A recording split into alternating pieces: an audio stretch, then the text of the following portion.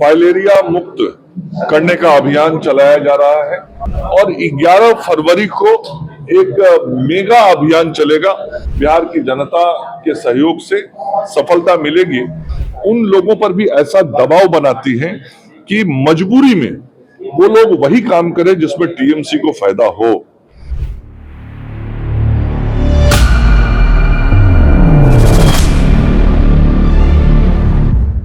आदरणीय प्रधानमंत्री नरेंद्र मोदी जी और माननीय मुख्यमंत्री श्री नीतीश कुमार जी के नेतृत्व में पूरे देश में और पूरे बिहार राज्य में फाइलेरिया मुक्त करने का अभियान चलाया जा रहा है और लक्ष्य ये रखा गया है कि 2027 तक पूरे देश को और बिहार को भी फाइलेरिया मुक्त बनाना है।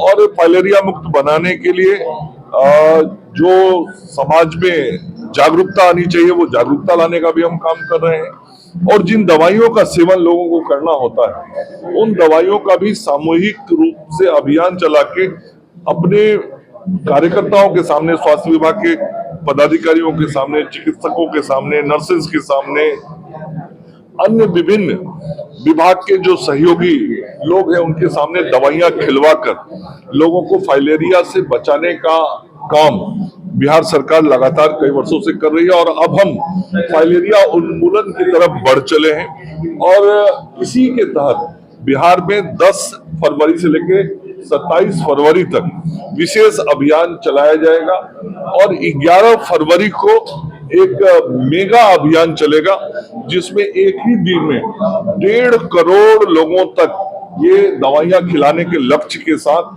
हम काम कर रहे हैं। और निश्चित रूप से बिहार की जनता के सहयोग से सफलता मिलेगी और हम बिहार को 2027 तक फाइलेरिया मुक्त बनाएंगे। जेड श्रेणी की सुरक्षा मिल गई है आपको, क्या कहेंगे, कैसा रहेगा बंगाल चुनाव?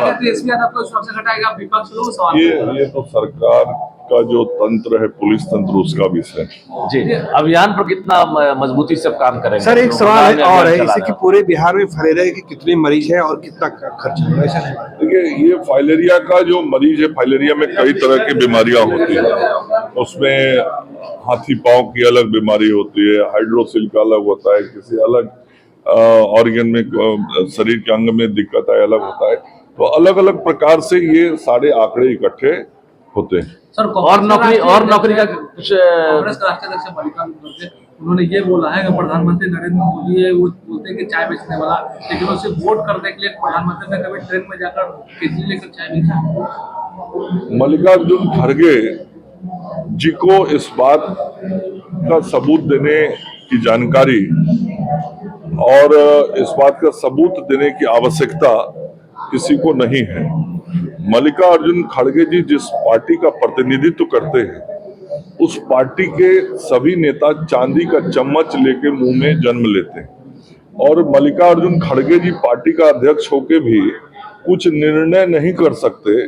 अपने उन लोगों के आंखों के इशारे पे चलते हैं जो चांदी का चम्मच लेके जन्म लिए हैं, या जो रहने वाली, जन्म लेने वाली तो विदेश की हैं, आज आके भारत की राजनीति को नियंत्रित करने का कोशिश कर रही हैं। नरेंद्र मोदी जी इस भारत माता की मिट्टी में जन्म लिए हुए गरीब के घर के बेटा हैं और पूरा दुनिया जानता है कि नरेंद्र मोदी जी जिस परिवार से आते थे वो बहुत गरीब परिवार। उनके पिताजी चाय बेचते थे, नरेंद्र मोदी जी ने भी चाय बेचा है।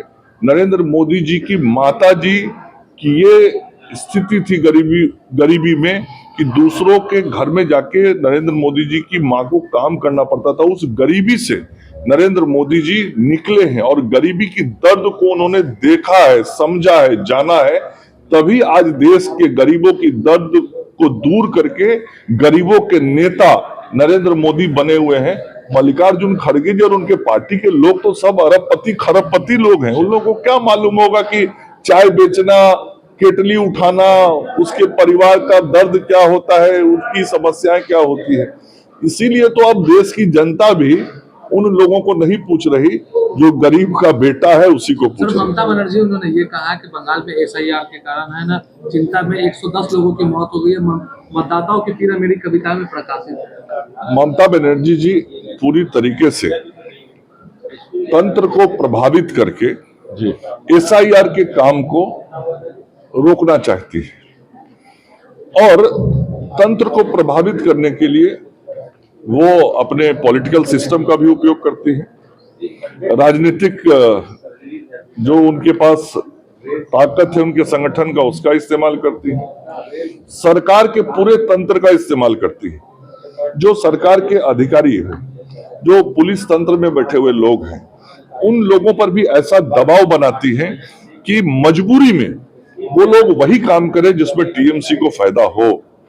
और यही कारण है कि जब एसआईआर का काम शुरू हुआ पश्चिम बंगाल में, तो कई दुखद घटनाएं हम सब लोगों को सुनने को मिली और इस एसआईआर के काम से जुड़े हुए कई लोगों के आत्महत्या की भी जानकारी और समाचार हम लोगों के सामने आए।